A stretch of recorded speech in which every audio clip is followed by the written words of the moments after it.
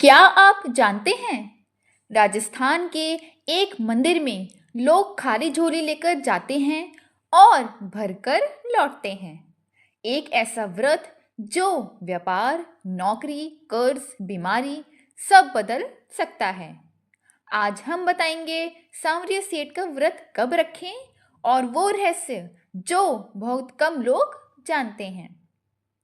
राजस्थान के चित्तौड़गढ़ जिले में मंडफियर नामक स्थान पर विराजमान है भगवान श्री कृष्ण का चमत्कारी स्वरूप सांवरिया सेठ। यह वही भगवान है जिन्हें व्यापारियों का देवता कहा जाता है।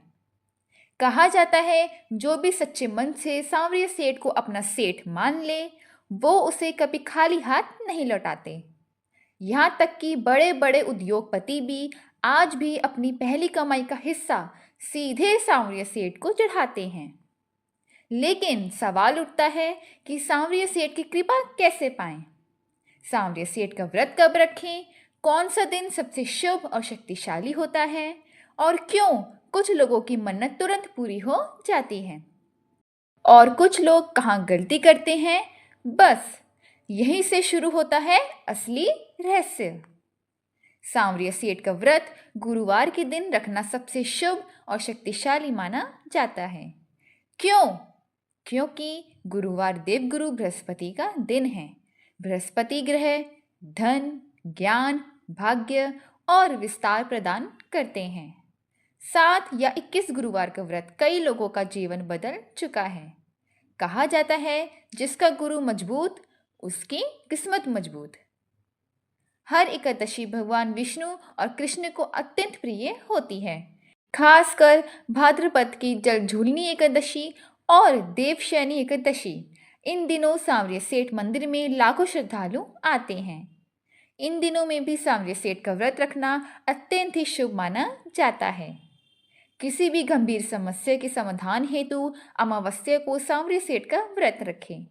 इस दिन मंदिर में विशेष भोग और 56 भोग चढ़ता है। जो लोग कर्ज में बुरी तरह फंसे हों, व्यापार में भारी नुकसान हो रहा हो, संतान या स्वास्थ्य की चिंता हो, वह अमावस्या का व्रत जरूर रखते हैं। पूर्णिमा को भगवान सांवरिया सेठ की विशेष आरती होती है। कई भक्त कहते हैं पूर्णिमा के दिन मांगा गया वरदान खाली नहीं जाता। इस दिन व्रत रखना अत्यंत शुभ और फलदायी माना जाता है क्योंकि पूर्णिमा का दिन सेठ जी की कृपा बरसने का दिन होता है।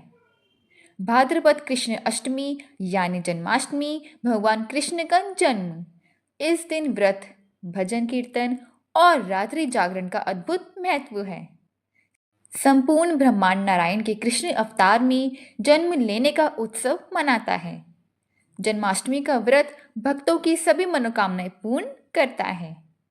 अब जानते हैं व्रत की चमत्कारी विधि। सबसे पहले ब्रह्म मुहूर्त में उठें, स्नान कर स्वच्छ वस्त्र पहने और भगवान सांवरिया सेठ का ध्यान करें और संकल्प ले, हे सांवरिया सेठ, मैं यह व्रत आपकी शरण में रखता हूँ और अब से मेरी चिंता आपकी।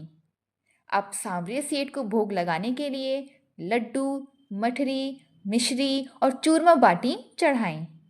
कहा जाता है ये सांवरिया सेठ को अत्यंत प्रिय है। सांवरिया सेठ के व्रत में सिर्फ फलाहार और मीठे भोजन का ही सेवन करें तथा नमक या नमक से बने पदार्थ का उपयोग बिल्कुल ना करें। सूर्यास्त के बाद सांवरिया सेठ की आरती करने और प्रसाद ग्रहण करने के बाद ही व्रत खोलें, जिसमें मीठा भोजन या फलाहार लेना अच्छा होता है। सांवरिया सेठ का व्रत रखने के बाद भक्तों को अनेकों चमत्कारी अनुभव हुए।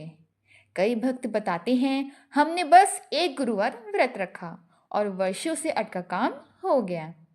कोई कहता है व्यापार डूब चुका था परंतु सांवरिया सेठ ने संभाल लिया। भक्तों, आप देख रहे हैं शुक्राना प्रभु जी। क्या आप ये व्रत रखना चाहते हैं तो कमेंट में ज़रूर बताएं। भक्तों, अगर आप भी सांवरिया सेठ के मंदिर जाना चाहते हैं तो अक्टूबर से मार्च सबसे अच्छा समय होता है। मंदिर पहुंचने पर सुबह जल्दी या दोपहर में दर्शन करें, परंतु ध्यान रहे एकादशी और अमावस्या पर भक्तों की भारी भीड़ होती है, इसीलिए भक्तों से निवेदन है कि बड़े मेले त्योहार पर भीड़ और सुरक्षा के कारण समय से पहुँचे, पानी, मास्क साथ रखना ना भूलें, अपने परिवार और सामान का विशेष ध्यान रखें और मंदिर प्रशासन के निर्देशों का पालन करें। सांवरिया सेठ कोई साधारण देवता नहीं, वो भाव के भूखे हैं और भरोसे के सौदागर। अगर आपने भी आज तक उन्हें सिर्फ मंदिर में देखा है, तो अब उन्हें अपने जीवन का सेठ बनाइए। सब बदल जाएगा, सब मिल जाएगा। मेरे सांवले सलोने श्री सांवलिया सेठ जी से प्रार्थना है कि मुझ पर और मेरे सभी सब्सक्राइबर्स पर अपने आशीर्वादों और वरदानों की बारिश करते रहें। जय श्री कृष्णा, जय सांवरिया सेठ जी। धन्यवाद।